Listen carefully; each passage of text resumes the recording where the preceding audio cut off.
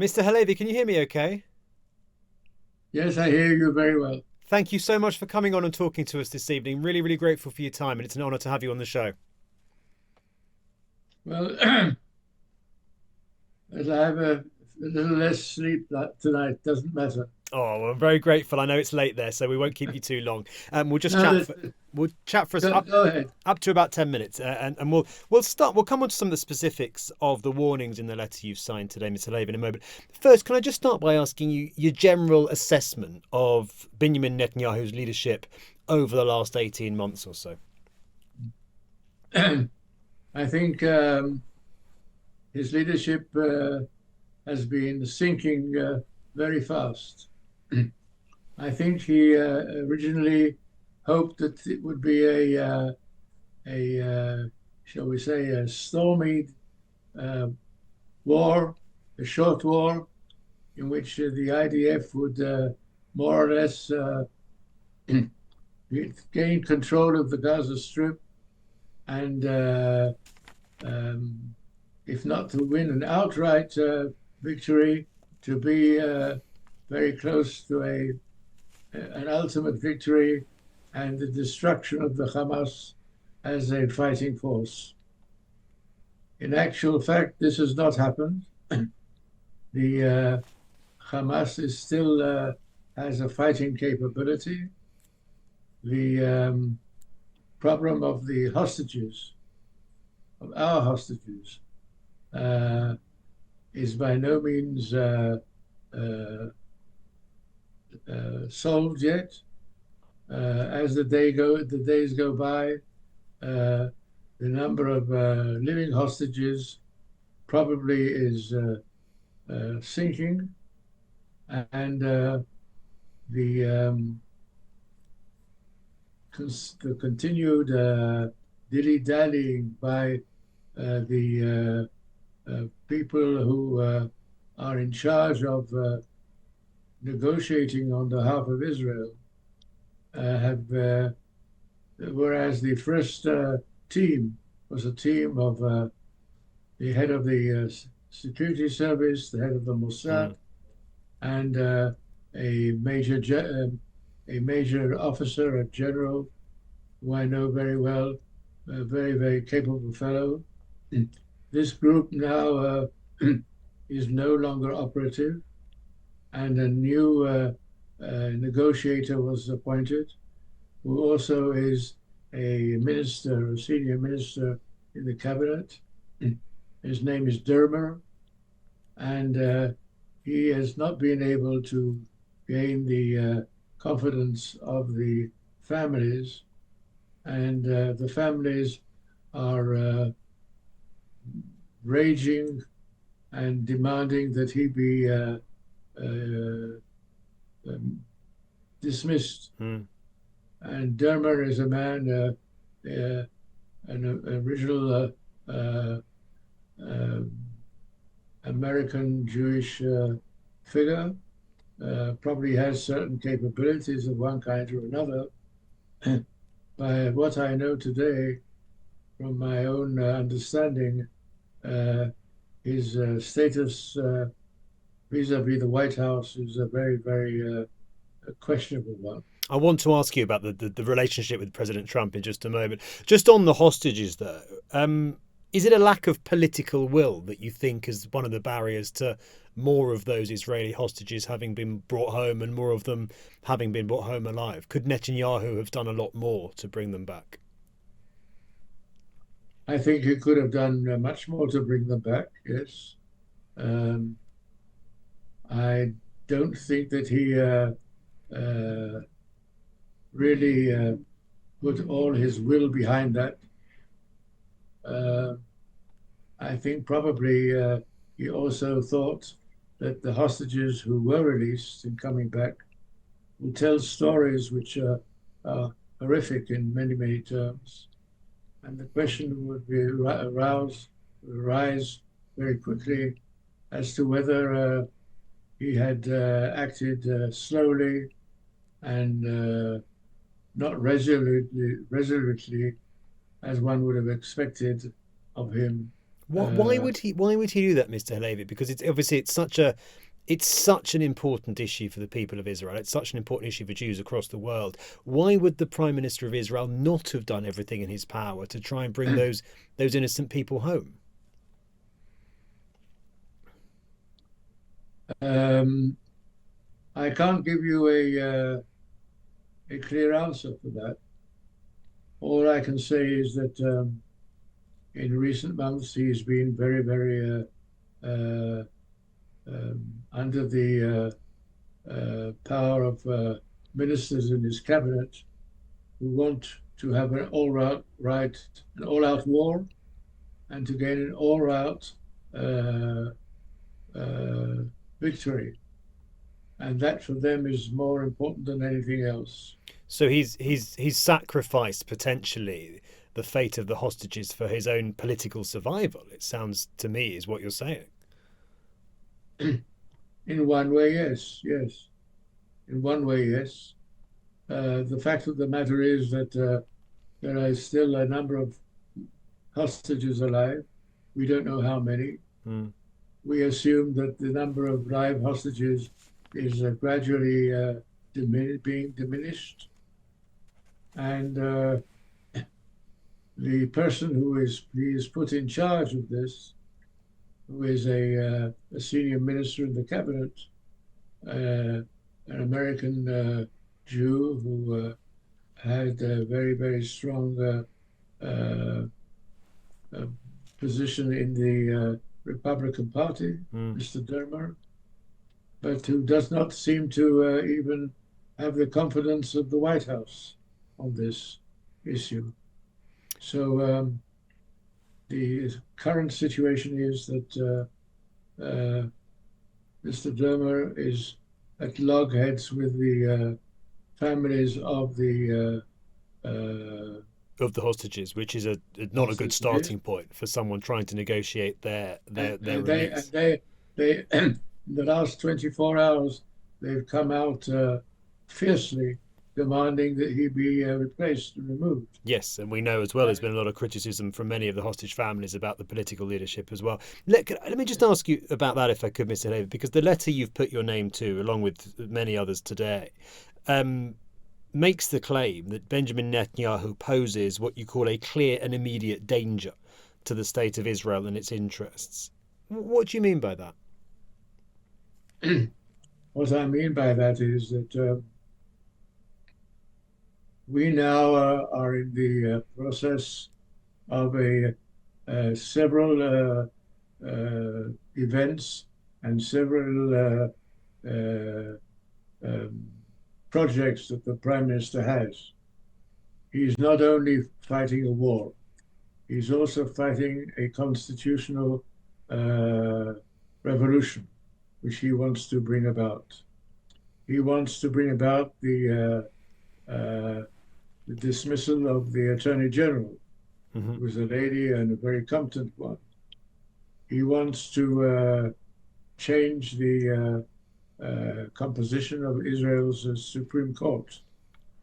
He wants to bring about all kinds of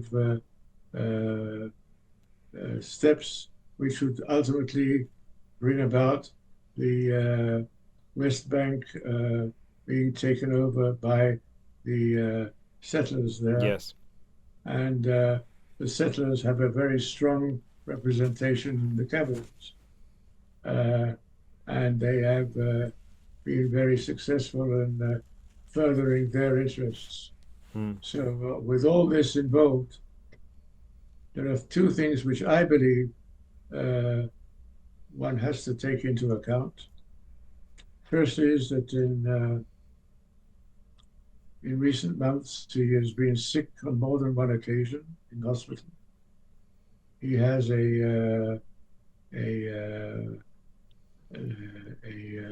what do you call it,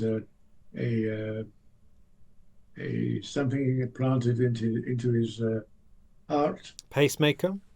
pacemaker. Yes. Yes, he has undergone a major operation, and generally speaking, he is not very, very well in many ways. And I don't think that he reveals the true state of his health to Really? the public as one would expect. But why is he might not be a very well man from what you're saying, Mr. Levy, but why is he an immediate danger? Is that about what you were saying before about the constitutional threat? Is he a danger to Israel's democracy? Is that what you're suggesting? Yeah, he's a danger to Israel's democracy, but at the same time, he's endangering the capability of Israel to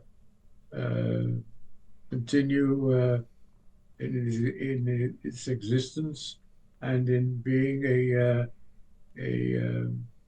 happy and prosperous society. Wow. Because what we are happening now is uh, a very, very clear chance of an economic uh, uh, failure in terms of the economy.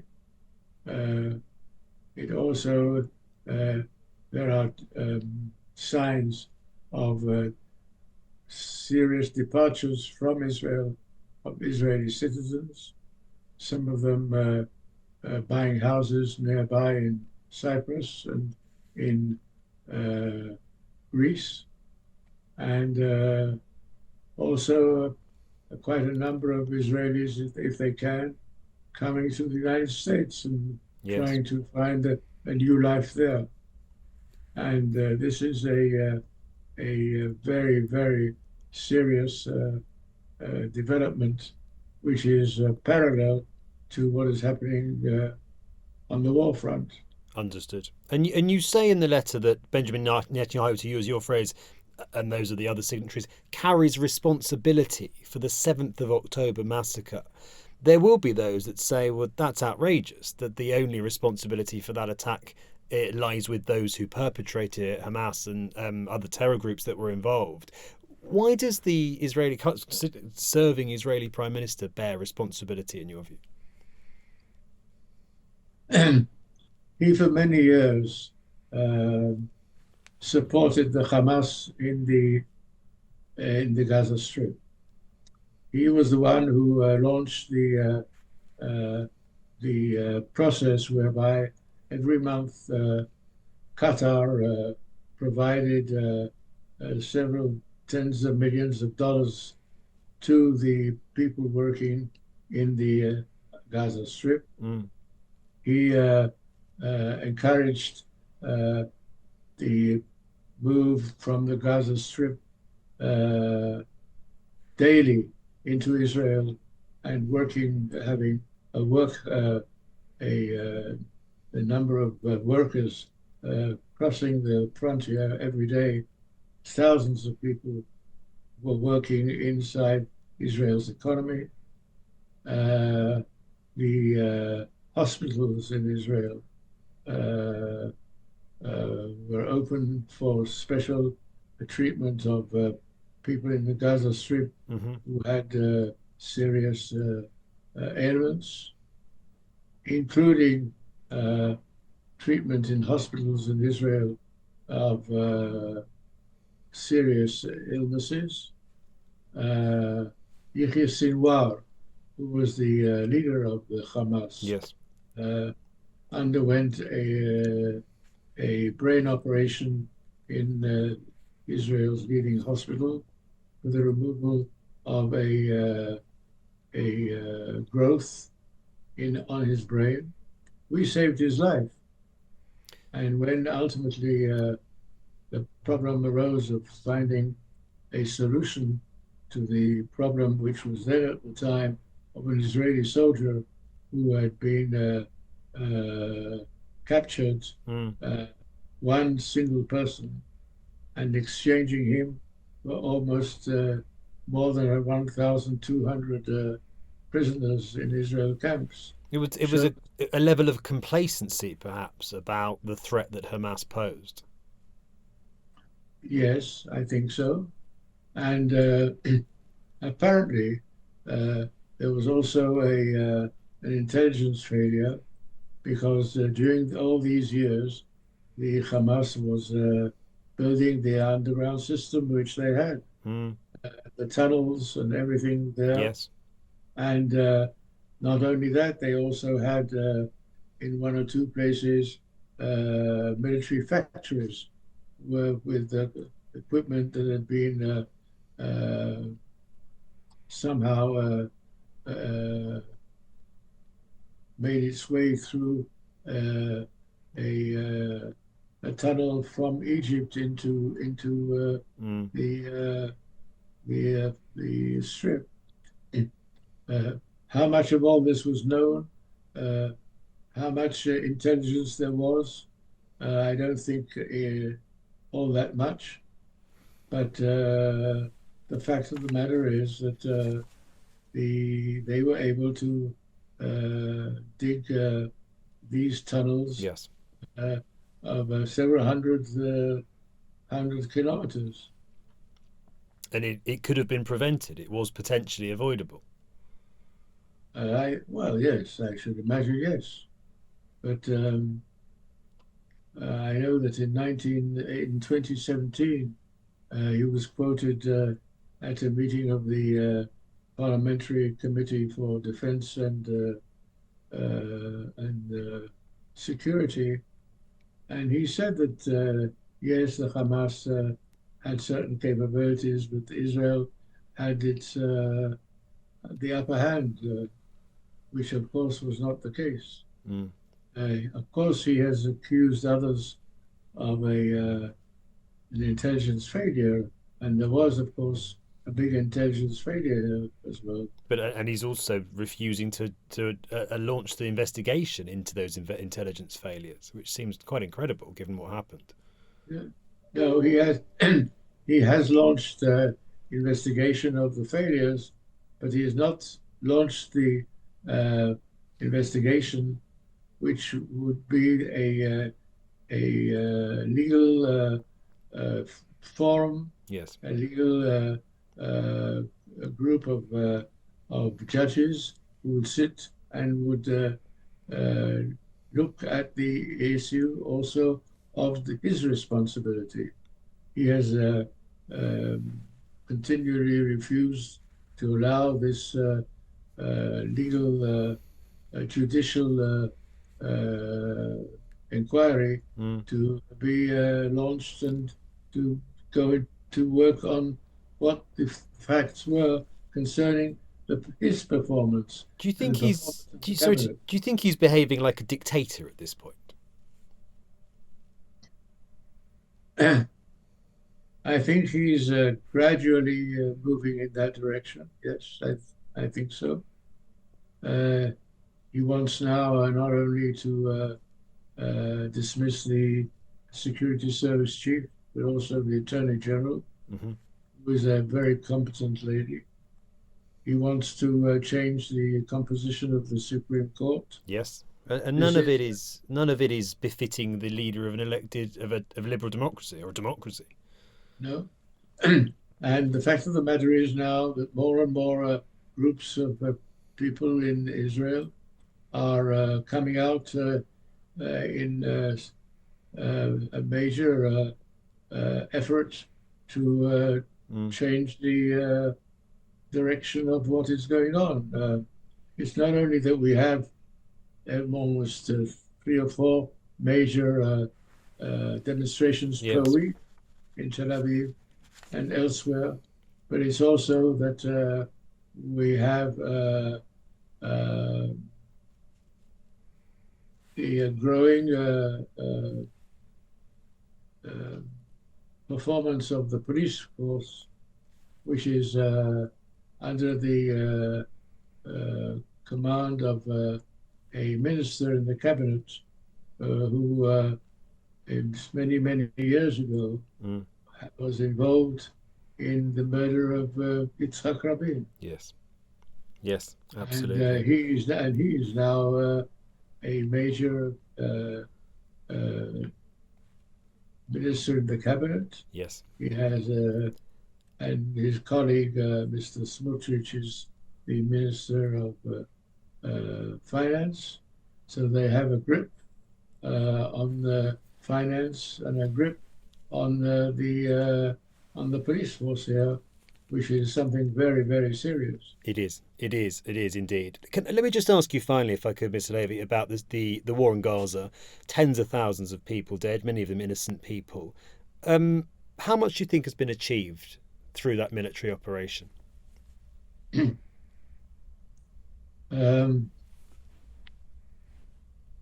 We have not achieved outright victory. A week after the war began, I published an article, an interview, that is, with the London, major London newspaper, the Times, the London Times, in which I said that I believed that what they call the maneuver, the maneuver it's called, which is designed to bring about the utter destruction of your enemy, yes, would not be achievable. And so it's proved. This was something I went public on. It was not very popular, as you can imagine, and I myself, for a time, was not all that popular as well. But the fact of the matter is that we have not achieved this victory, so to speak.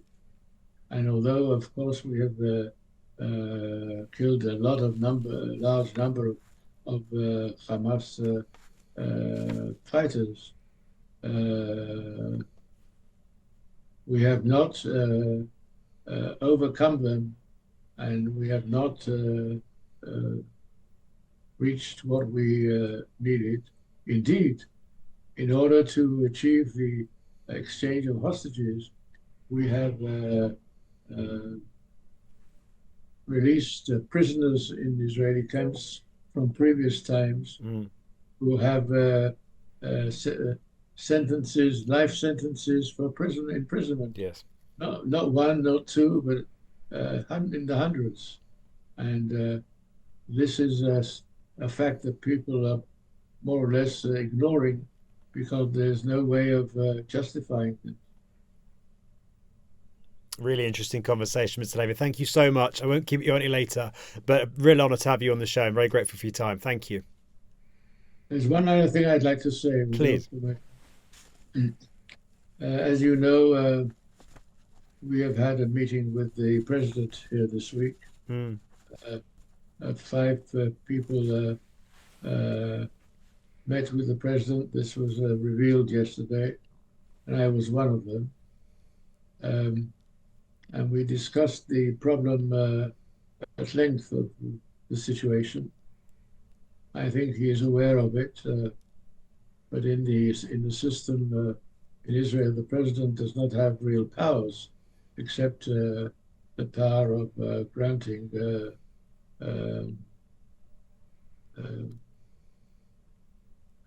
release from prison or something of the sort. Did you sense that he shared your concerns about the state of Israel's democracy? I don't think so. At least, I don't think he felt that he could say this to us. Okay. Who are us? There were 5 of us who went and saw him yesterday, led by a person called Ayaron, who was a former commander of the Israeli Navy and a former commander of the Israeli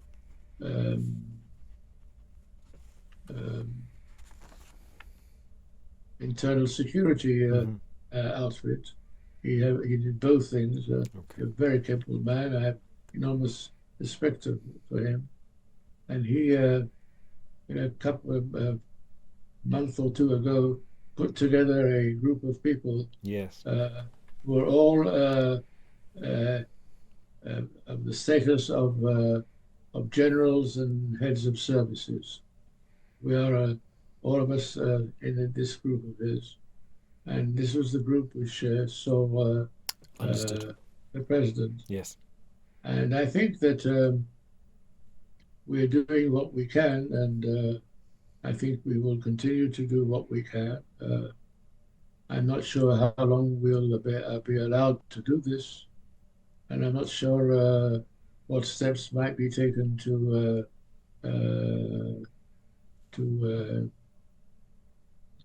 destroy our group of people and to force it to be this.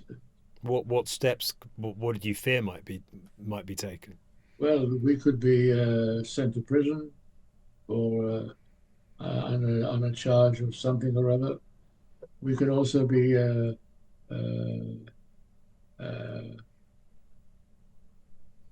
if not imprisoned and be limited by law to carry out certain activities. Okay. All these things can happen, especially now that the head of the security service himself is being. Yes, it's a very worrying state of affairs. Well, that is a very, very serious event that has happened. Yeah. It is, and you've got I must say, you've got a lot of support in the UK for what you're doing, Mr. Halevy. So thank you for your time again, and thank you for what you are doing. Thank you, and thank you for spending time. Not at all. It's been a pleasure and an honour. Thank you very much, sir. You take care of yourself. Thank you.